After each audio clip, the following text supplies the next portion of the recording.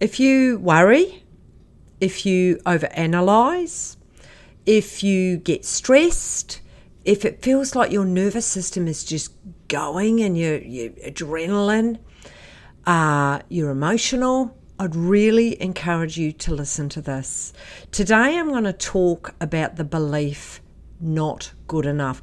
This is so damn common. You'll be gobsmacked as to the amount of people. If you got a room full of, say, 300 people and you ask them to be really, really honest about how often they felt like they weren't good enough, quite a number of hands would go up.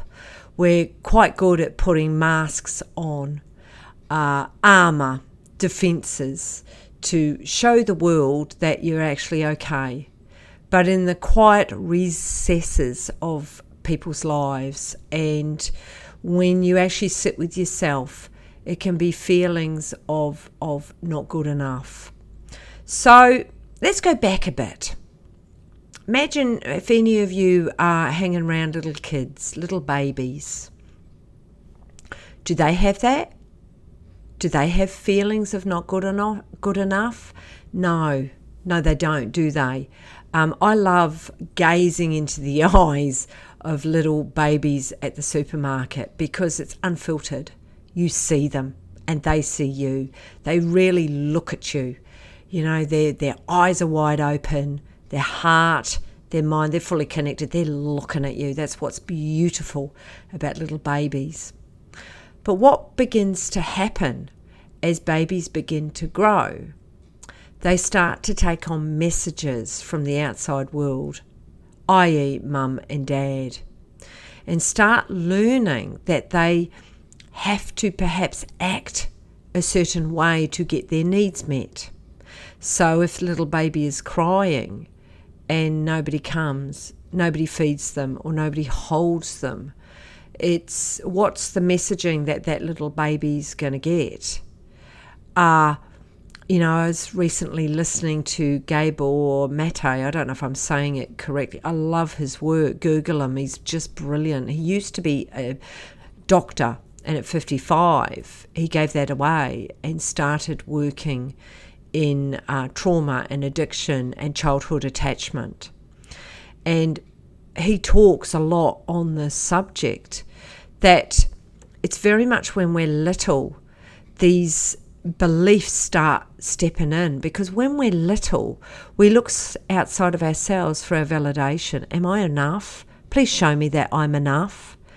And if we are raised, and the bulk of us are, by parents who aren't overly conscious and who don't love unconditionally, we can take on, and it's none of this is conscious, we can take on beliefs about ourselves.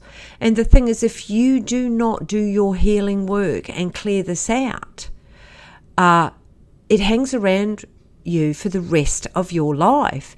You will bring in evidence when you're older as to the reasons why you are not good enough.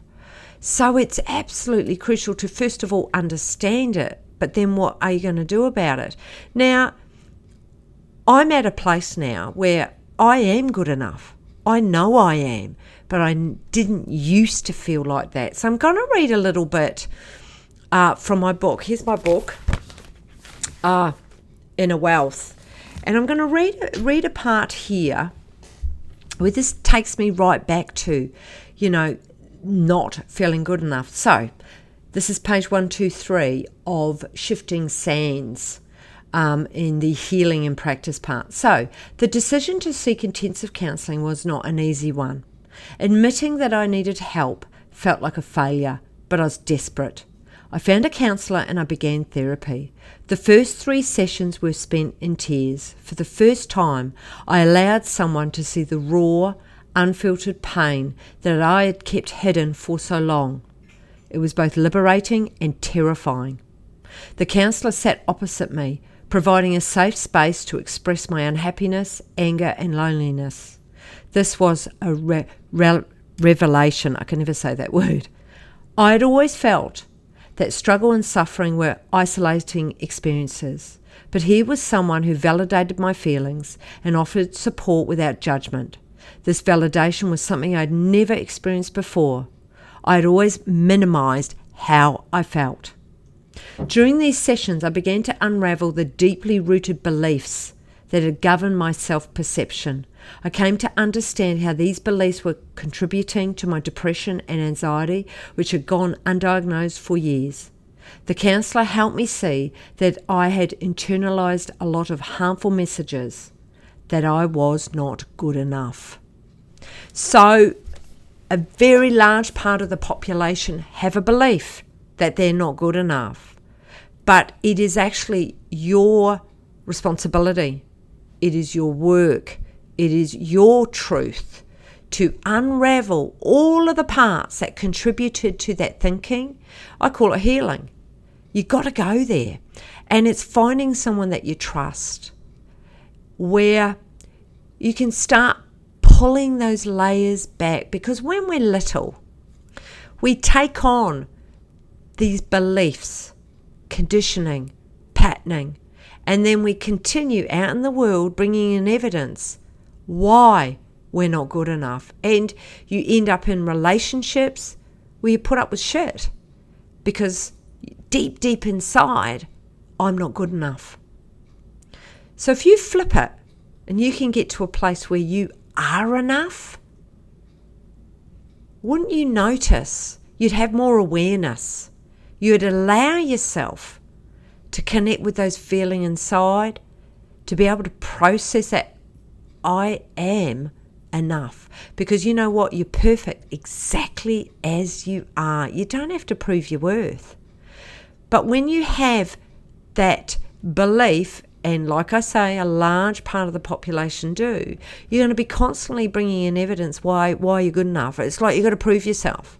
So if you're someone who finds it hard to be still, if you're someone who finds it hard to bring in softness and compassion and love for yourself, if you're someone who's just constantly got a to-do list, you tick it off and you go to your next one because you can't stop.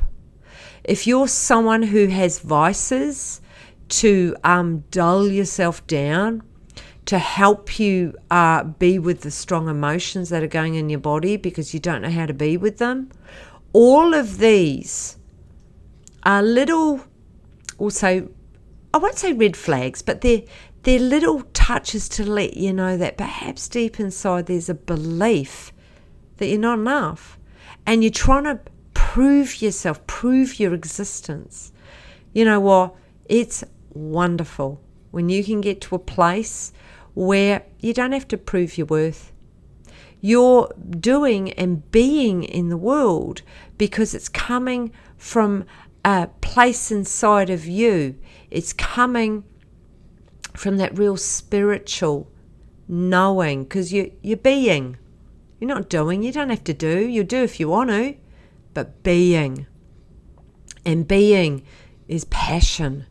It's an inner power source. It's an inner knowing that you are so on the right track because it comes from deep within.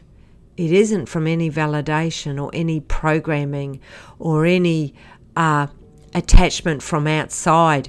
It's coming from deep within yourself. And you can only get to that place when you can get to those beliefs, i.e. not good enough, and flipping it, actually, I am enough.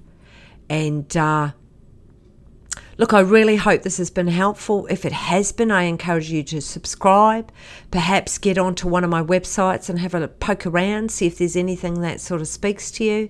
I've got my Power of Change website. I've also got my Helen Harrison website.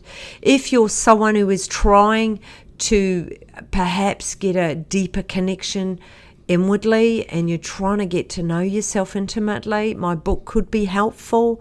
So go on to Amazon and check that out, Inner Wealth. And if it's meant to, it will be. And if it's not meant to, it won't be. So anyway, on that note, I'm going to love you and leave you. And I will see you next week.